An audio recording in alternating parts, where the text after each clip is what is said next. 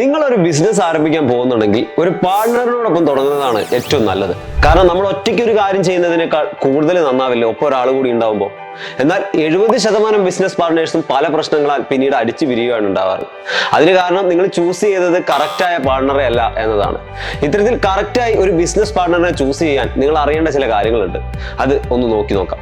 ഒന്നാമത്തേത് സ്കിൽസ് ആണ്. അതായത് നിങ്ങൾക്ക് ഇല്ലാത്തൊരു സ്കിൽ നിങ്ങളുടെ പാർട്ട്ണറിന് ഉണ്ടോ എന്ന് നോക്കണം. കാരണം ബിസിനസ്സിൽ മാർക്കറ്റിംഗ്, ഫിനാൻസ് തുടങ്ങിയ പല കാര്യങ്ങൾ നോക്കാനുണ്ട്. അപ്പൊ നിങ്ങൾക്ക് രണ്ടുപേർക്കും ഒരേ വിഷയത്തിലാണ് സ്കില്ല് എങ്കിൽ, അതായത് നിങ്ങൾ രണ്ടുപേർക്കും മാർക്കറ്റിംഗിലാണ് സ്കില്ലെങ്കിൽ അവിടെ കോൺഫ്ലിക്റ്റ് ഉണ്ടാവാനുള്ള സാധ്യതയുണ്ട്. മാത്രമല്ല ബിസിനസിന്റെ ഫിനാൻസ് കാര്യങ്ങൾ നോക്കാൻ ആളില്ലാത്ത അവസ്ഥയും വരും. രണ്ടാമതായി ഇൻട്രസ്റ്റ് ആൻഡ് വിഷൻ. നിങ്ങളുടെ കഴിവുകൾ വ്യത്യസ്തമായിരുന്നാലും നിങ്ങളുടെ ലക്ഷ്യവും ആഗ്രഹങ്ങളും ഒന്നായിരിക്കണം. ഒരു ഉദാഹരണത്തിന് അടുത്ത 5 വർഷത്തിനുള്ളിൽ ഈ ബിസിനസ് രാജ്യത്തുടനീളം വ്യാപിപ്പിക്കുക എന്നതായിരിക്കും നിങ്ങളുടെ ലക്ഷ്യം. എന്നാൽ നിങ്ങളുടെ പാർട്ട്ണറിനോടെ ചെറിയ രീതിയിലുള്ള ബിസിനസ്സിനോടായിരിക്കും താല്പര്യം. അപ്പൊ എന്ത് സംഭവിക്കും? ആദ്യത്തെ 2 വർഷം ചിലപ്പോൾ കാര്യങ്ങൾ വളരെ സ്മൂത്ത് ആയിട്ട് പോകുമായിരിക്കും. എന്നാൽ പിന്നീട് പല അഭിപ്രായ വ്യത്യാസങ്ങളും ആരംഭിച്ചു തുടങ്ങും. അവസാനം അത് ബിസിനസ് പരാജയപ്പെടാൻ വരെ കാരണമായേക്കാം. അതുകൊണ്ട് തന്നെ തുടക്കത്തിൽ നിങ്ങളുടെ പാർട്ട്ണറുമായി ചേർന്ന് നിങ്ങളുടെ ബിസിനസിന്റെ വ്യക്തമായ കാഴ്ചപ്പാട് ഉണ്ടാക്കുക. പ്ലാനിംഗ് പ്രോസസ്സിൽ നിങ്ങൾ രണ്ടുപേരും ഒരുപോലെ പങ്കാളികളാവുക. ഗോളുകൾ പരസ്പരം വിഭജിച്ച് നൽകുക.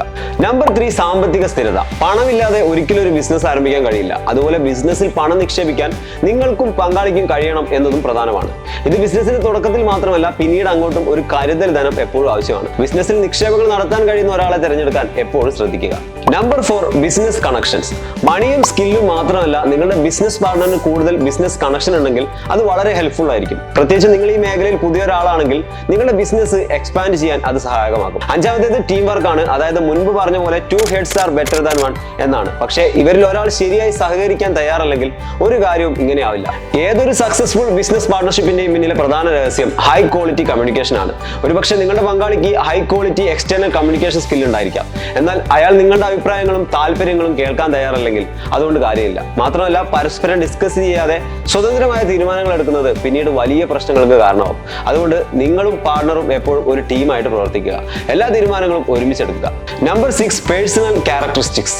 ഒരു ബിസിനസ് എന്നാൽ ഒരു ലോങ് ടൈം പ്രൊജക്റ്റ് ആണ്. അതിൽ നാളെ ലാഭം കിട്ടാൻ പോകുന്നില്ല. പെട്ടെന്ന് തന്നെ വലിയ സെയിലും ഉണ്ടാവാൻ സാധ്യതയില്ല. അതുകൊണ്ട് തന്നെ കിട്ടുന്ന ക്യാഷ് കൊണ്ട് ടൂർ പോകുന്ന അല്ലെങ്കിൽ 2 ആഴ്ച പണിയെടുത്ത് 3ാമത്തെ ആഴ്ച ലീവ് എടുക്കുന്ന ആളാവരുത് നിങ്ങളുടെ പാർട്ണർ. അതായത് നിങ്ങളെ പോലെ തന്നെ അയാളും ബിസിനസ്സിൽ അത്രത്തോളം കമ്മിറ്റഡും റെസ്പോൺസിബിളും ആയിരിക്കണം. അവസാനത്തേത് ട്രാൻസ്പെറൻസി ആണ്. നിങ്ങളുടെ പാർട്ണർ ഒരിക്കലും നിങ്ങളുമായി പ്രശ്നങ്ങളോ അഭിപ്രായ വ്യത്യാസങ്ങളോ ഉള്ള ആളായിരിക്കരുത്. കാരണം നിങ്ങളുടെ പാർട്ണറുമായി ബിസിനസ് സംബന്ധമായ കാര്യങ്ങളിൽ വഴക്കുണ്ടാകുന്നതും ഈഗോ കാരണം വഴക്കുണ്ടാകുന്നതും രണ്ടും വേറെ തന്നെയാണ്. സോ നിങ്ങളുടെ ബിസിനസ് പാർട്ണർ ആക്കാൻ വിചാരിച്ച ഫ്രണ്ടിന് ഈ ക്വാളിറ്റീസ് എല്ലാം ഉണ്ടോ എന്ന് നോക്കുക. ബിസിനസ് ആരംഭിക്കാൻ പോകുന്ന നിങ്ങളുടെ ഫ്രണ്ടിന് ഈ വീഡിയോ ഷെയർ ചെയ്ത് കൊടുക്കുക. So that was today's dose of ഉപ്പിലിടത്. അപ്പോൾ പുതിയൊരു വീഡിയോയുമായിട്ട് നമുക്ക് വീണ്ടും കാണാം. അതുവരേക്കും ബൈ ബൈ.